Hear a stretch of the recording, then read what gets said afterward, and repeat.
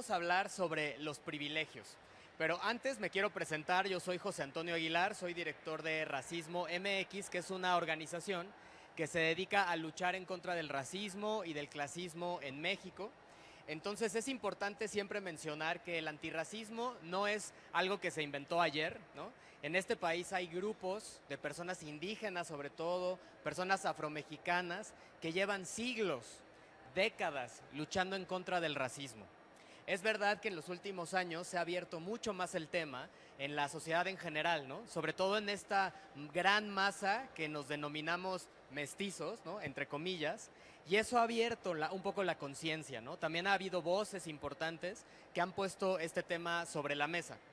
Y pues bueno, no se puede hablar de racismo, de clasismo, de homofobia, de transfobia, de violencia de género, sin hablar de los privilegios, evidentemente, ¿no? Entonces tenemos que poner eso sobre la mesa.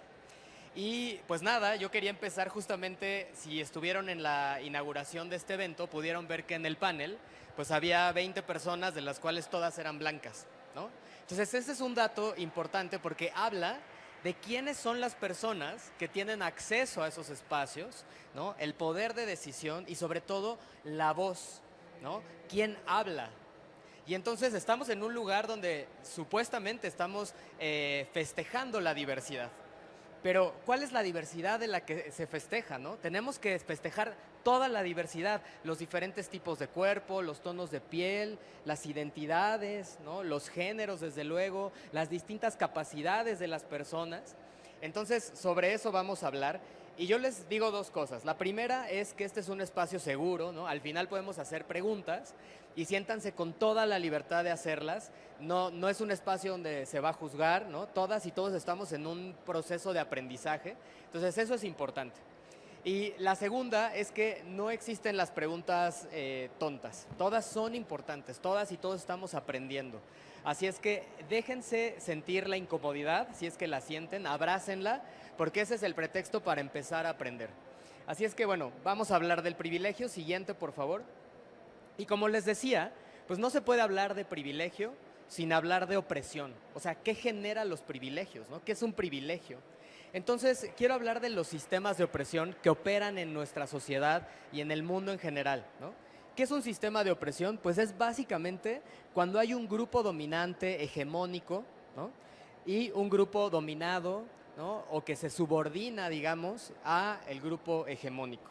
¿A través de qué? Pues es a través de políticas, de prácticas, de tradiciones, de normas establecidas, pueden ser en papel o no necesariamente, definiciones, historias o simplemente explicaciones, ¿no? A mí me han dicho siempre como, a ver, Pepe, la definición que tú das de racismo no es la que es, porque mira, la RAE dice que ta. Bueno, justamente ese es parte del problema, ¿no? Que solo un grupo de personas puede definir qué es una cosa para todas las demás.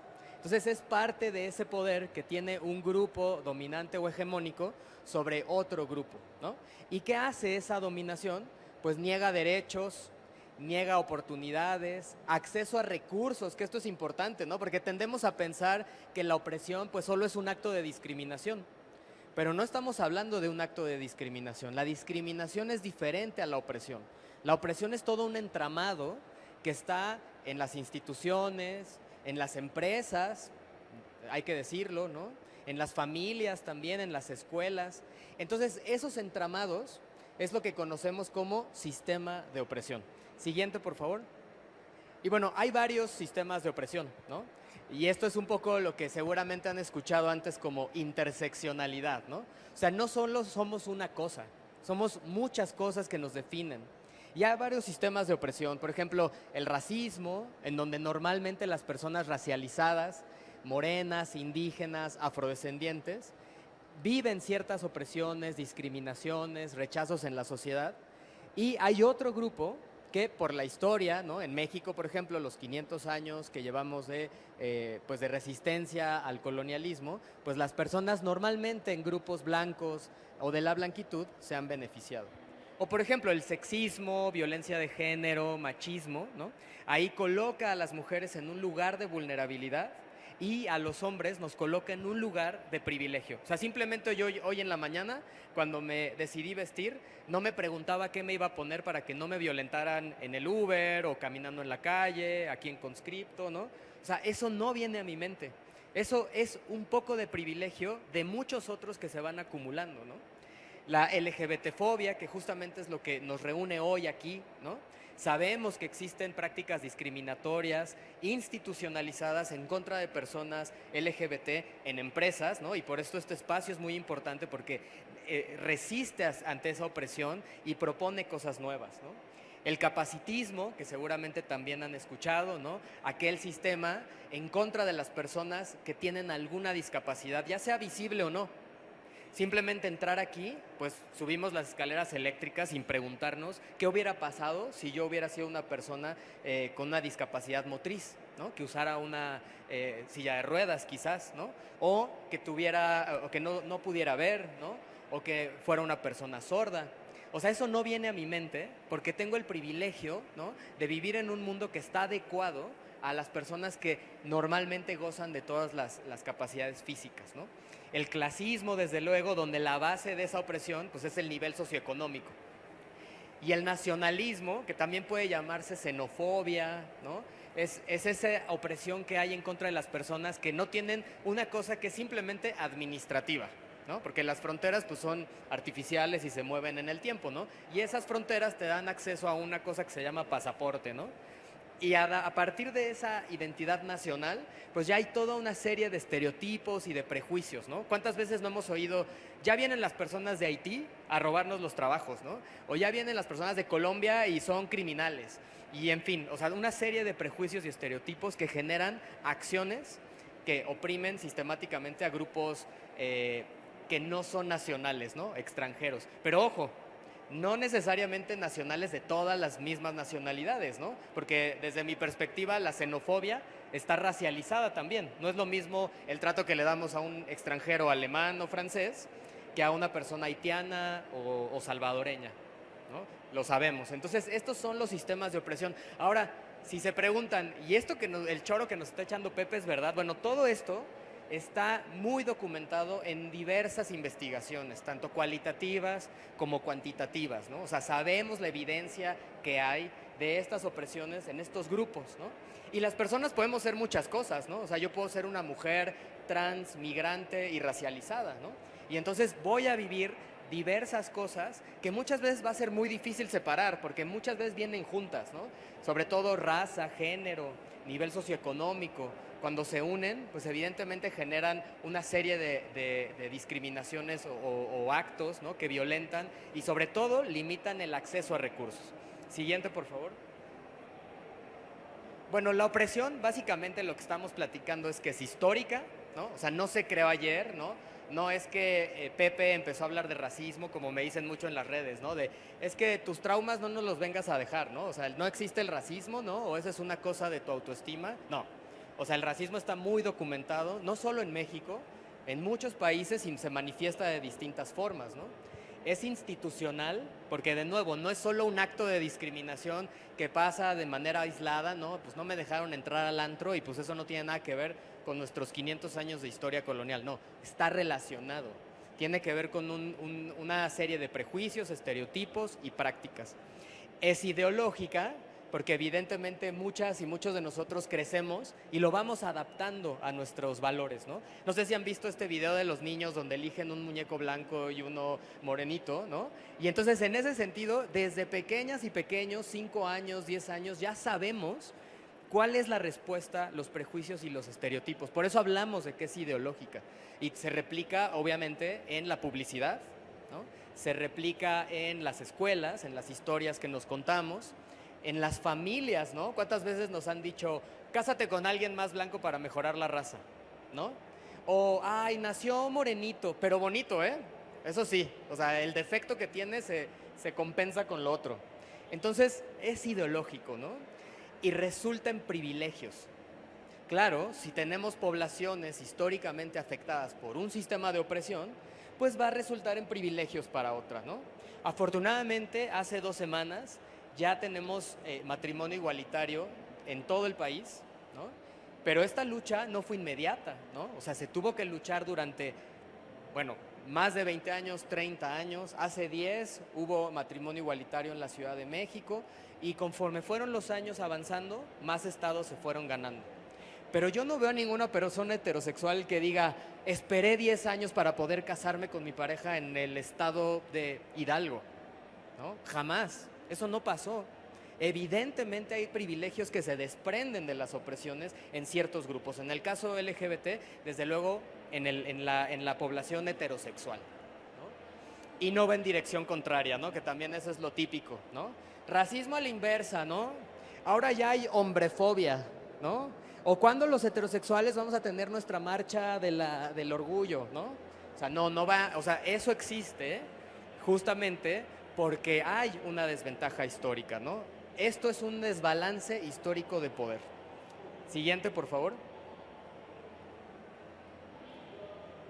Y pues bueno, es justamente lo que decíamos, ¿no? La opresión de algunos genera privilegios para otros. Y por eso es incómodo hablar de privilegios. Gracias. Por eso es incómodo hablar de privilegios, ¿no? Porque estamos justamente apuntando a una realidad que vive los grupos hegemónicos, ¿no? Y pues evidentemente a los grupos hegemónicos de repente puede resultar incómodo hablar de esto. ¿O es allá? Ahí está. Y pues bueno, quiero que vean un video porque he buscado definiciones de privilegio, pero a mí me gusta muchísimo cómo lo pone Carolina Solís, que es una gran amiga, influencer. Si no la conocen, búsquenla, es maravillosa. Y a mí me encanta lo que ella dice sobre el privilegio.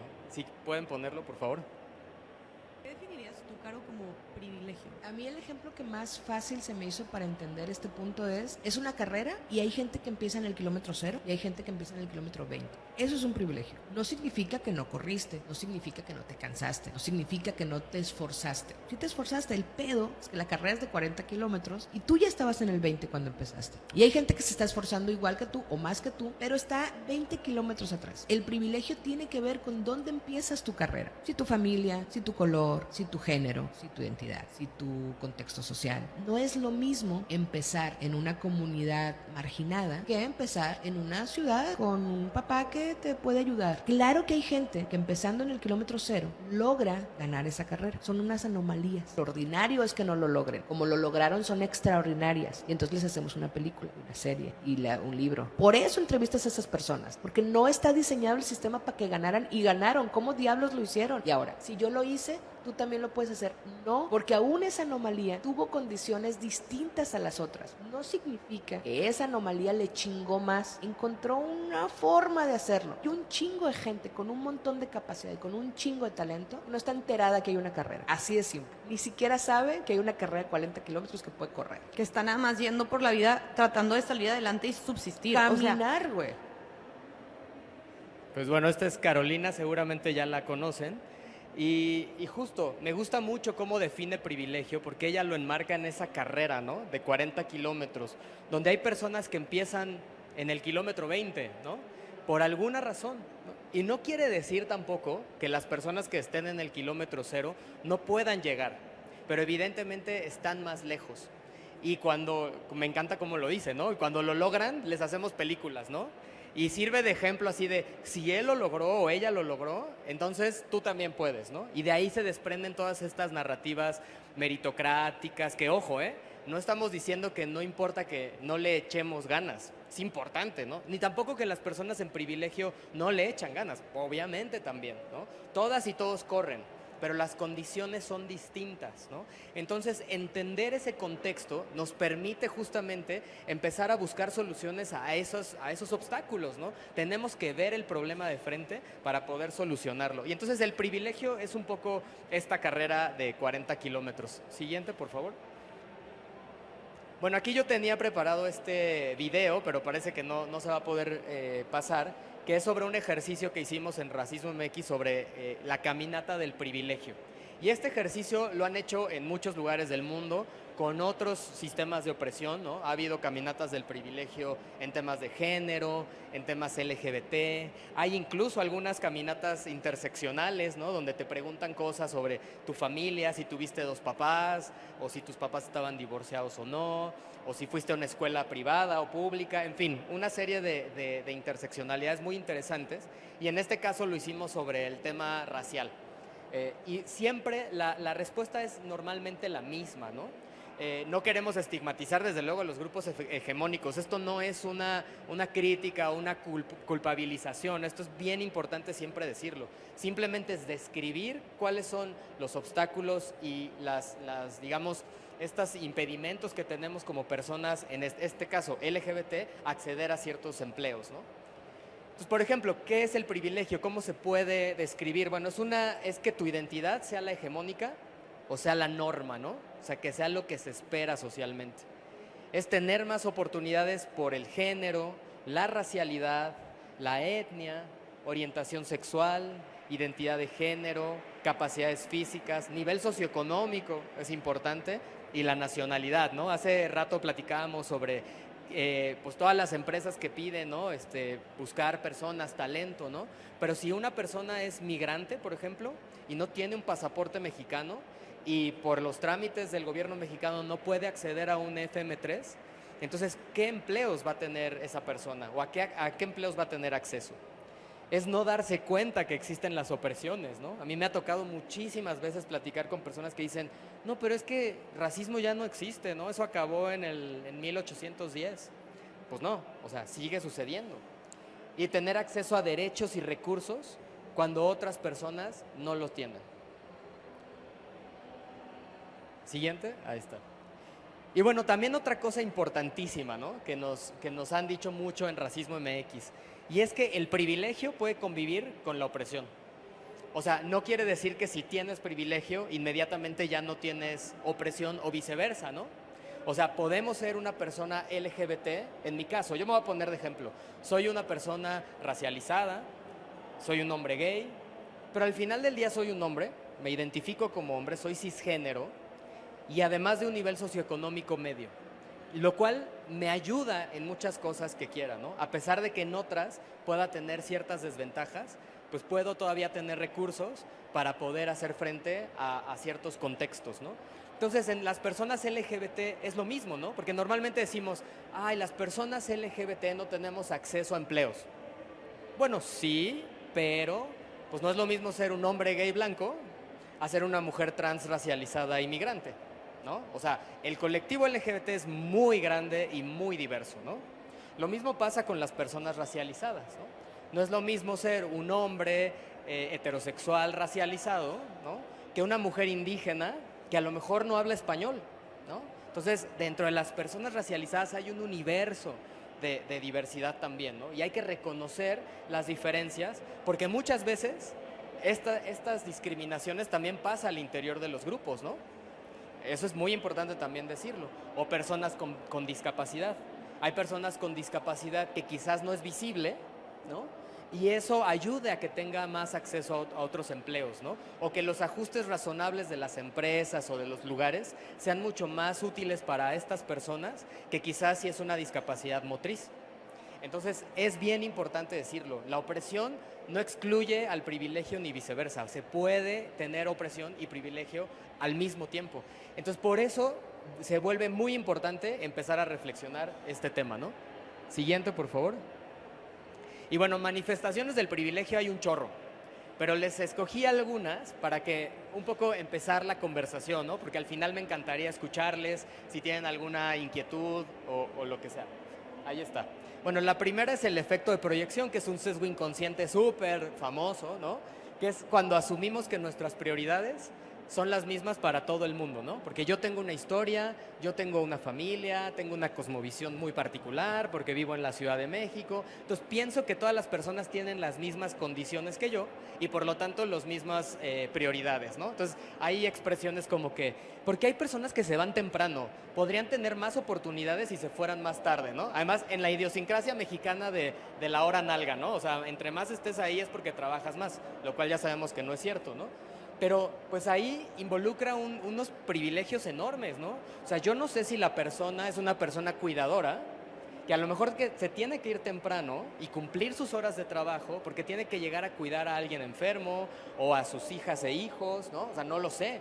Pero yo estoy asumiendo que la persona quiere lo mismo que yo, ¿no? O sea, escalar laboralmente y ser el director o directora de la empresa. Bueno, pues no, la verdad es que no puedo hacer que mis prioridades sean las de las demás personas, ¿no? O ¿no?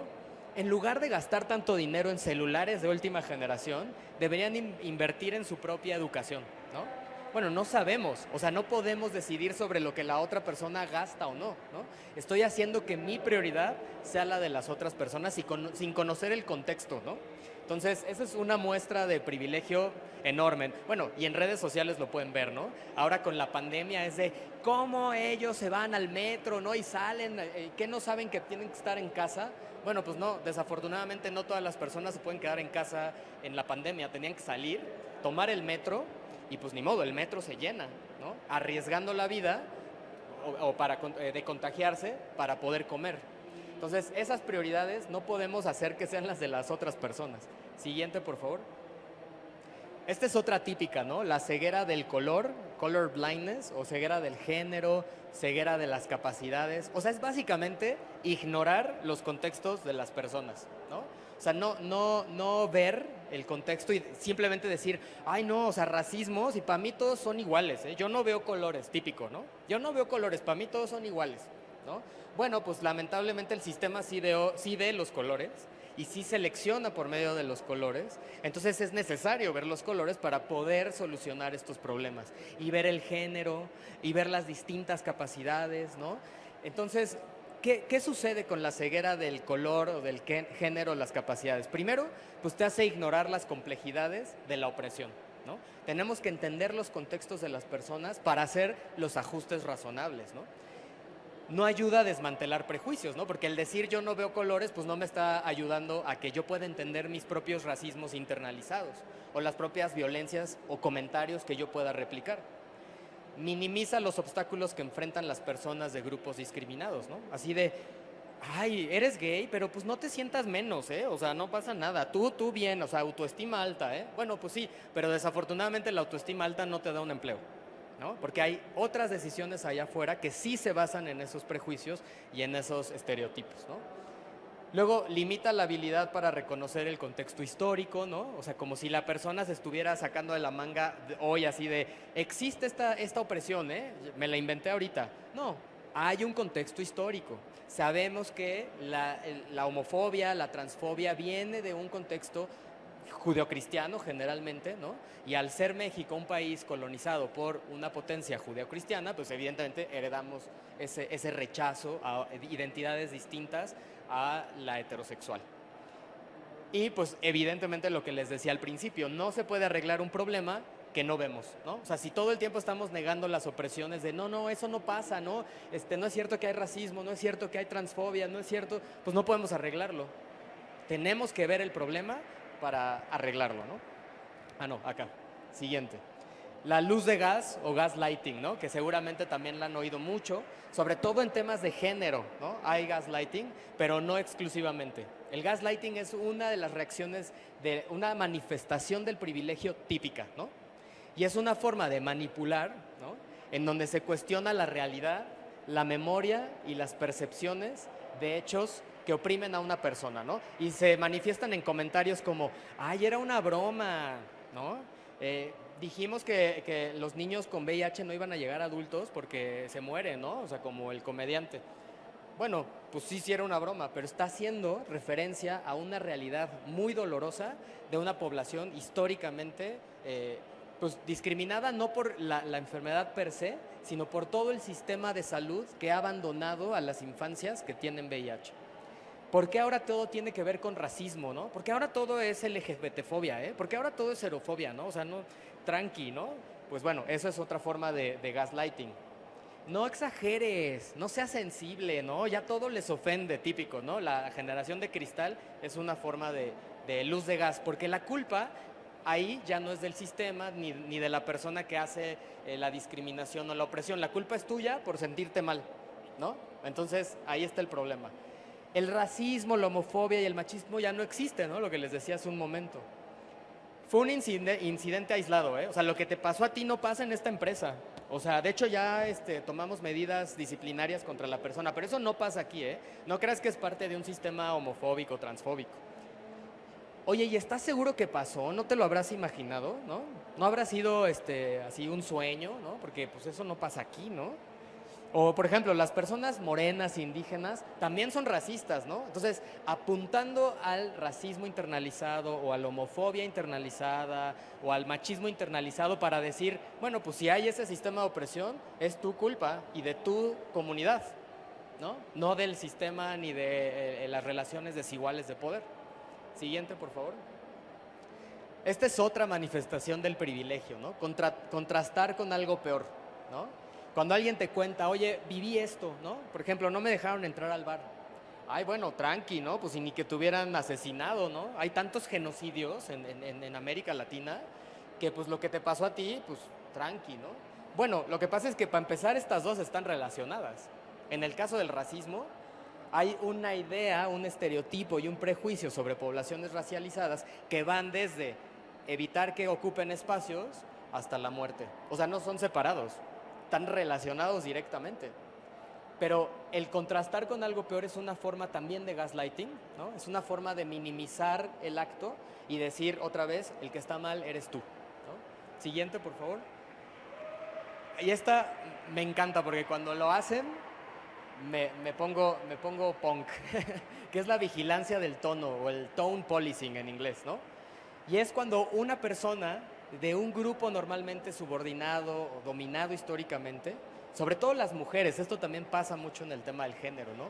Reclama algo, es que eres histérica, ¿no? Oye, a ver, no me grites, ¿eh? O sea, ya sé que te violaron, pero no me grites.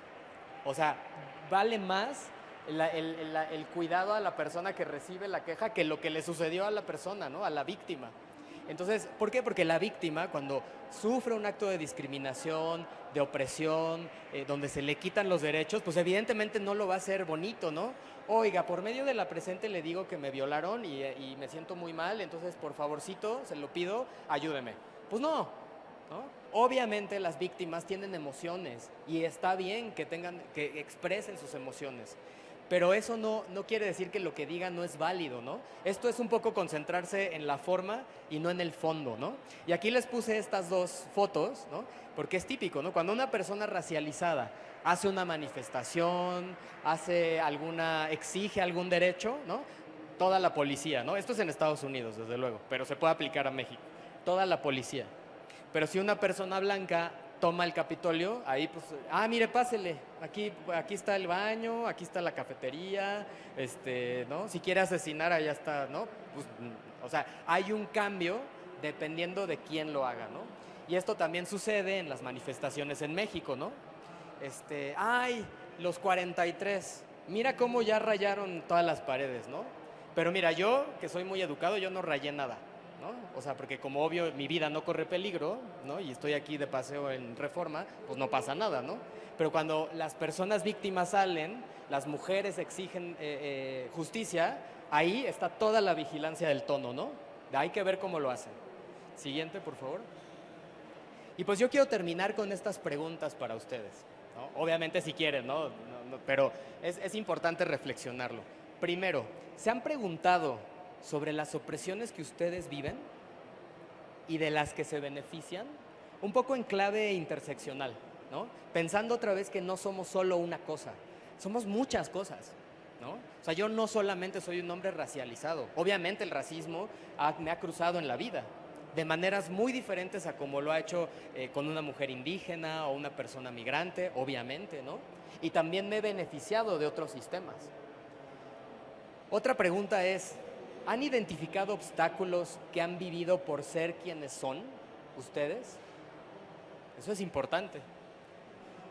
¿Han hablado abiertamente de sus privilegios? Eso también es muy importante, reconocer esos privilegios y hablar de ellos. ¿Cómo nos hemos beneficiado de eso, no? Porque sí, yo soy un hombre gay, pero soy un hombre gay cisgénero, de nuevo, de clase media, viviendo en la Ciudad de México, ¿no? Porque tal vez si yo viviera en una localidad de 100,000 habitantes, pues no podría vivir mi sexualidad como lo hago hoy día, ¿no? Entonces ya también eso, y yo no decidí vivir aquí, pues yo nací en una familia de la Ciudad de México. Y finalmente, ¿tienes una afinidad especial por el grupo dominante? Esta pregunta me encanta. Por ejemplo, en belleza, en habilidades, en valores, en cultura, ¿no? Porque yo veo aquí un chorro de stands y como que tiendo a ver, bueno, sí, diversidad, padrísimo. Pero siempre y cuando sea el hombre blanco, gay, guapísimo, de preferencia que no sea mexicano, ¿no? O sea, eso está padrísimo. Entonces, si eres ese, entonces está bien padre ser diverso. Pero si no, pues entonces ya no está tan padre, ¿no? Entonces, hay que ver que estas opresiones se pueden de nuevo replicar incluso dentro de poblaciones oprimidas, ¿no? Pues por eso esta pregunta tiene mucha relevancia. Entonces no sé si alguien quiera compartir algo, creo que ya es la última slide. Adelante.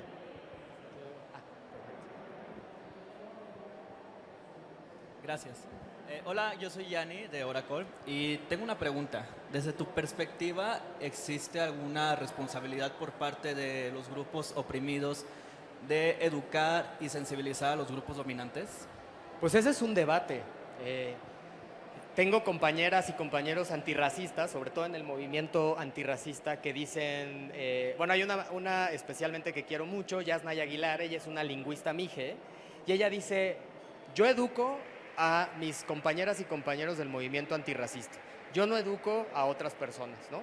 Porque el educar al grupo dominante es una táctica justamente del grupo dominante para distraerte del activismo y que te enfoques otra vez en ellos, ¿no? O sea, el que se beneficia y replica la opresión es ahora hay que darle atención para que ya no lo haga, ¿no? Niño, te portaste mal, a ver, manazo, ¿no? Y entonces, ¿en qué momento vamos a justamente arreglar esta opresión? Yo no pienso necesariamente igual. O sea, respeto mucho lo que dice Jazz, pero yo soy un poco más de tenemos que compartir la información porque ni yo mismo nací sabiéndolo, ¿no? Yo mismo, al ser un hombre moreno, racializado, pero de la Ciudad de México, de un nivel socioeconómico medio, me daba cuenta lo mucho que yo ignoraba de mí mismo.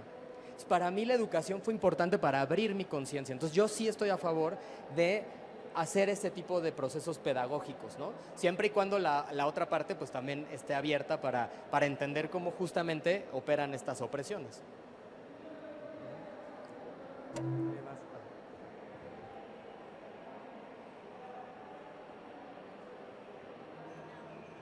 Hola, ¿qué tal? Mi nombre es Fabiola, mis pronombres son ella y... Ay, sí, nada más es ese. Ella, ellas, X. Soy de Compucom. Una de las cuestiones de las que hablabas en un momento era precisamente de, bueno, se les dice como bias, ¿no? Cuando o sea, precisamente asumes que las demás personas también tienen la misma condición o el mismo privilegio que tú, ¿no? ¿Qué sería algo que en tu vida diaria podrías aplicar como para precisamente cuestionarte a ti mismo? A lo mejor, o sea, creo que una de las cuestiones que yo aplico en mi vida diaria es mucho, antes de emitir un juicio, precisamente cuestionarme, ¿realmente es algo, tal vez no correcto, pero sí ponerme a pensar, ¿las demás personas tienen las mismas condiciones que yo o lo que estoy haciendo realmente es simplemente basarme en mi propio privilegio para emitir un juicio que a lo mejor en lugar de ayudar, más bien perjudique? Pues o sea, ahorita escuchándote se me ocurre una de las cosas que recomiendo mucho y que yo trato de practicar, ¿no? Evidentemente porque vivimos en una sociedad muy fragmentada, pero lo que yo trato de hacer es tener relaciones, o sea, relaciones de amistad, por ejemplo, fuera de mi círculo normal de amigos y amigas, ¿no? Y familiar, porque eso me permite conocer otras realidades, ¿no? Y me permite entender otras personas, pero siempre en relaciones horizontales. Porque normalmente yo he dado este consejo y de repente me dicen, no, pero si yo soy súper amigo de mi trabajadora del hogar, hasta le doy ropa en fin de año, ¿no? Y yo, bueno, está muy padre, qué bueno, que se valore el trabajo, ojalá esté registrada ante el IMSS, ¿no? Pero más allá de eso, es poder tener una relación horizontal donde la otra persona te pueda decir, oye, la estás regando, ¿no? Porque claro, si es una persona que depende de ti, ¿no? Si es tu trabajadora del hogar o alguien que te ayuda, donde tú tienes una relación jerárquica, pues muy difícilmente te va a decir, oiga, la está cagando, ¿no? Perdón por, la está regando, ¿no? Entonces necesitamos relaciones horizontales fuera de nuestro círculo normal con el que convivimos. Y esa es una práctica muy buena, porque cuando nos enfrentemos a otro contexto similar, vamos a tener eso en mente, ¿no? Entonces, por ahí yo lo haría. Hola Pepe, Hola. muchas felicidades, como siempre aprender de ti siempre es increíble. Creo que dentro de mi propio prejuicio, pero también cierta realidad que vivimos en este país, es que desgraciadamente la movilidad social no es alcanzable y hay una interseccionalidad extraña entre la gente de escasos recursos de clase baja y su color de piel. Entonces, esta interseccionalidad más todo el sistema opresor en el que vivimos nos hace a nosotros como empresas tener una responsabilidad de cómo puedo hacer real la movilidad social, porque al final yo puedo decir, estoy súper comprometida, pero es una persona que no acabó la primaria. Y me pasa mucho la interseccionalidad también de una persona a lo mejor con discapacidad. En este país no tienen estudios la mayoría. Entonces, ¿qué podemos hacer para que la movilidad social, dentro de la responsabilidad de las iniciativas privadas, realmente se puede empezar a ver, ¿no? O sea, que sea mucho más visible. ¿Y qué esfuerzos nos recomiendas que podríamos hacer? Pues es una pregunta difícil porque también siento que sale de las responsabilidades de una sola empresa, ¿no? Es decir, la movilidad social histórica recae mucho en el Estado, ¿no? O sea, el Estado tiene que generar estas políticas de movilidad social en general, porque el Estado es el que tiene esa capacidad y ese brazo para hacerlo, ¿no? Una empresa, por muy grande que sea, pues se queda corta. Sin embargo, no creo que no pueda haber eso, ¿no? O sea, lo primerito es, independientemente de si la persona tiene o no ciertos estudios que alcancen para ciertos lugares, que si la persona es contratada, pues pueda tener acceso a seguridad social, ¿no? Que es un poco lo que hacemos esto es un poco un comercial, la bolsa de talento racializado de Racismo MX, pues es un esfuerzo justamente que surge a partir de la demanda de empresas por decir, quiero equipos de trabajo más diversos, y estos equipos de trabajo, o sea, pero yo no puedo preguntar, oye, ¿eres una persona que te consideras racializada, prieta, indígena, afrodescendiente? No puedo hacerlo.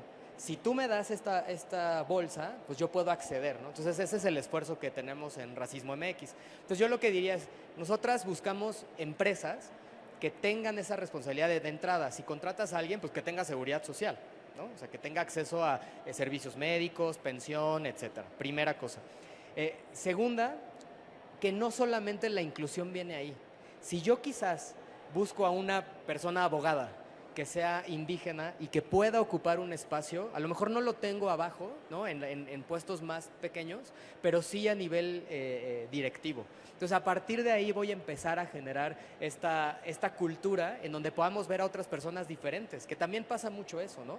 O sea, está muy bien contratar personas racializadas siempre y cuando sean puestos más abajo, ¿no? Eso está padrísimo, pero en directivos no, ¿no? Porque, pues claro, tengo que mantener esta jerarquía racial, ¿no? Inconsciente que tenemos en México. Entonces, si empezamos a romper eso, van a cambiar muchas cosas, porque la persona, si es, en el ejemplo que doy, si es indígena, pues entiende esos contextos y va a empezar justamente a traer otros perfiles que quizás no es que no existan, es que quizás no los conocemos, ¿no? Porque justamente no pueden ocupar esos espacios. Entonces, es como ese tipo de reflexión que tenemos que hacer, pero definitivamente es una pregunta de las más importantes que hay que hacerse.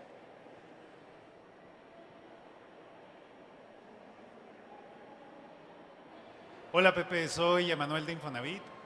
Fíjate, al día de hoy que Tenoch Huerta tiene el foco internacional por la película y demás, y que tiene su discurso en el cual habla de nunca se vio estar en el lugar en el que se encuentra el día de hoy, ¿qué opinión te merece sobre todo esta parte del discurso que ha venido manejando durante tanto tiempo, en el cual pues nos habla de estas diferencias justo por el tono, por cómo se desarrolla la industria, pero sobre todo cuando ahorita pareciera que va a quedar del otro lado del privilegio, como lo comentabas hace un momento? ¿Qué sucede con eso? Bueno, hay que recordar justo la diapositiva donde el privilegio puede convivir con la opresión. Porque evidentemente Tenoch es un hombre racializado que ha vivido actos de racismo hacia su persona, y no solo personal, sino de nuevo sistemático, ¿no? Con lo que él cuenta de que sistemáticamente no lo elegían para ciertos papeles o solo lo elegían para otros, ¿no? Entonces, es cierto que él vivía eso, pero eso no quiere decir que no cuente con un privilegio ahora, ¿no? Por acceder a estos espacios pues bastante privilegiados. Pero incluso yo me pondría a pensar, ¿no?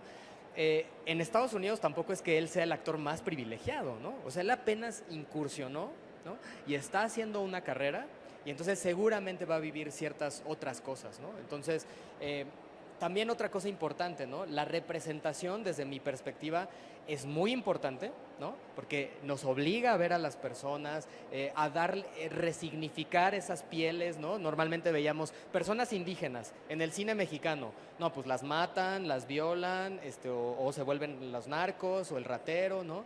Entonces, a través de las imágenes vamos resignificando esas otras pieles, esas otras racialidades. Pero no hay que caer en la trampa. La representación es solo un pasito muy pequeño para tirar el sistema de opresión racista, porque tiene que ver, de nuevo, con recursos, con distribución desigual de recursos, ¿no? Tiene que ver con muchas otras cosas más allá de la representación. Entonces, eso hay que tenerlo siempre en mente, ¿no?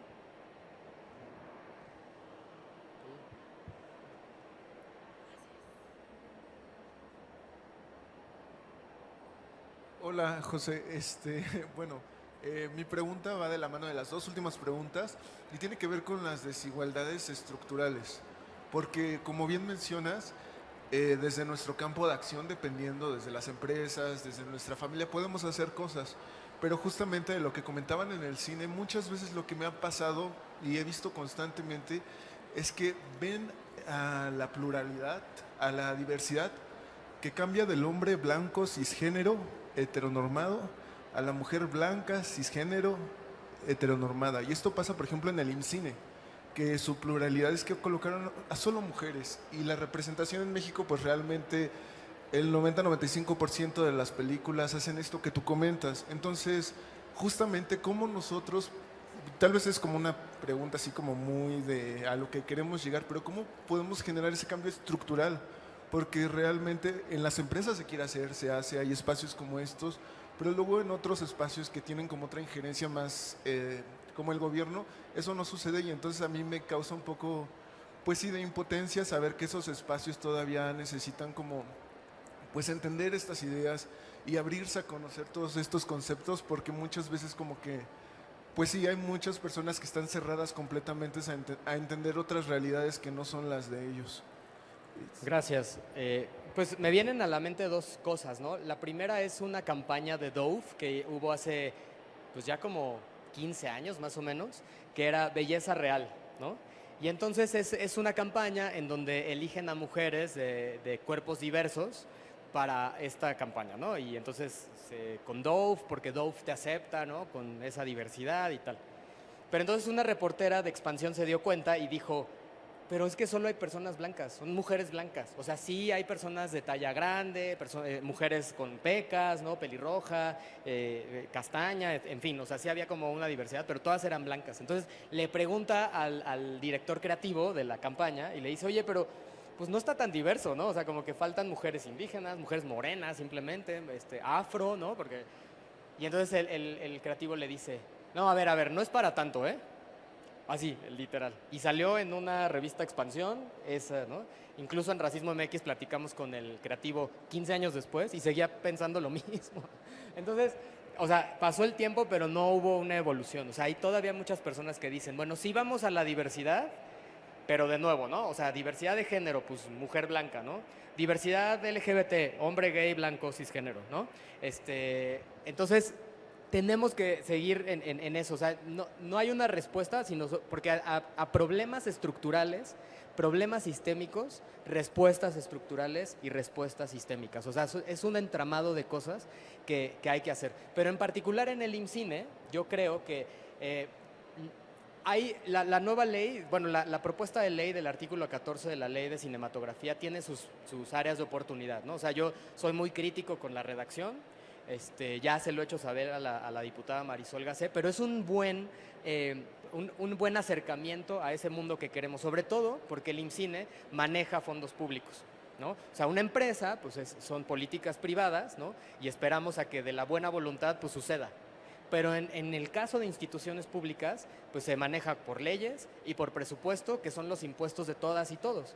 Entonces, ahí sí vale la pena, digamos, un poco exigir y decir, necesitamos un cine financiado por el Estado que represente a todas y todos. Entonces, más o menos por ahí yo iría, ¿no? El cambio estructural en la parte pública es a través de los cambios legislativos.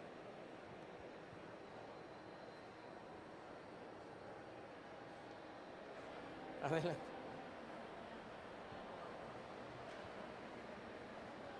Hola, mi nombre es Itzel.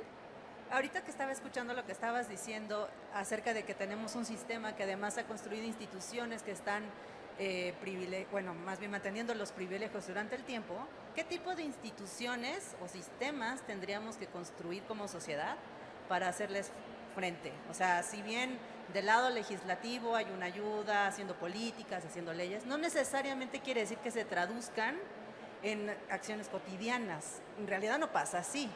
Incluso en las empresas pasa de que te dicen, sí, todos somos diversos, pero no tenemos una manera diferente de contratar gente, ¿no? Siempre te hago una entrevista, veo cómo vienes vestido, veo si eres blanquito, morenito, o sea, no cambia. ¿Qué deberíamos hacer como sociedad para institucionalizar este cambio? Justo eso, ¿no? O sea, generar políticas al interior de las empresas para que los sesgos inconscientes no se metan en el camino. Porque sesgos inconscientes va a haber siempre. O sea, está muy bien todos esos talleres de sesgos inconscientes, conocerlos, ¿no? Identificarlos. Eso está padrísimo. Pero siempre vamos a tener sesgos inconscientes. Somos humanos y humanas, ¿no? Entonces eso va a existir. Y si no es con un tema racial, es con un tema de diversidad sexual o de género, en fin. Somos complejos mentalmente, ¿no?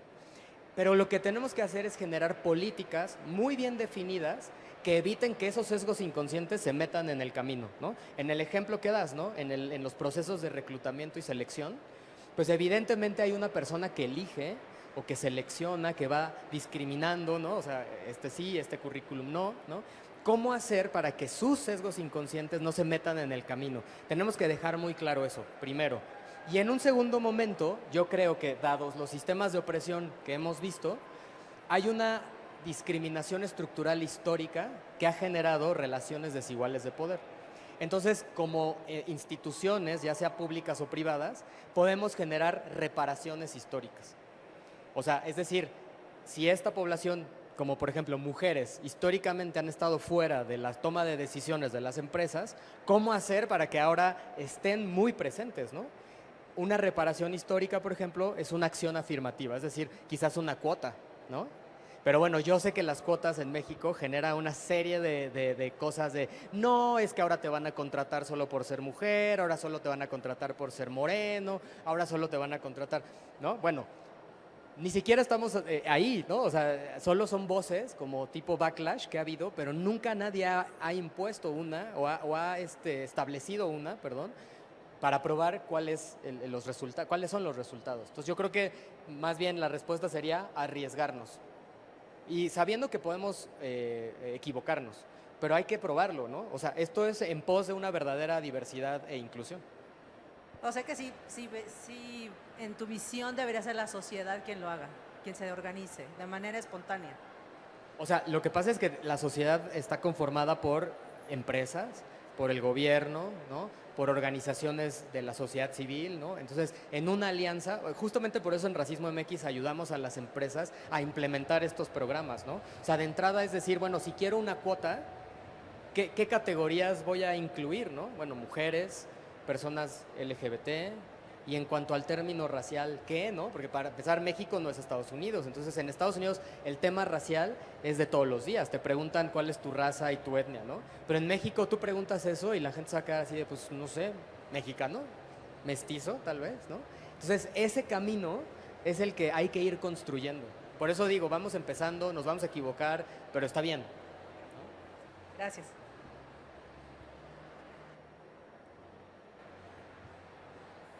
No sé si hay más preguntas.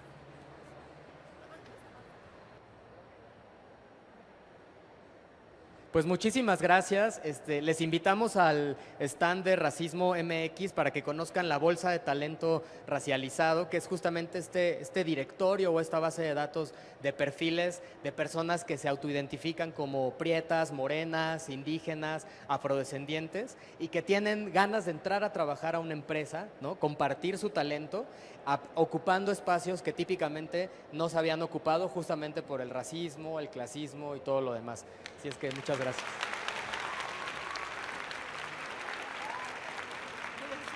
Muchas gracias a ti, es un placer siempre escucharte y queremos darte un reconocimiento de parte de Pride Connection y un libro patrocinado por Penguin Random House, que por ahí anda Lino, que fue el que nos ayudó con los libros, y pues agradecerles a todos por su participación, agradecerte el tiempo, la disposición, siempre es un placer escucharte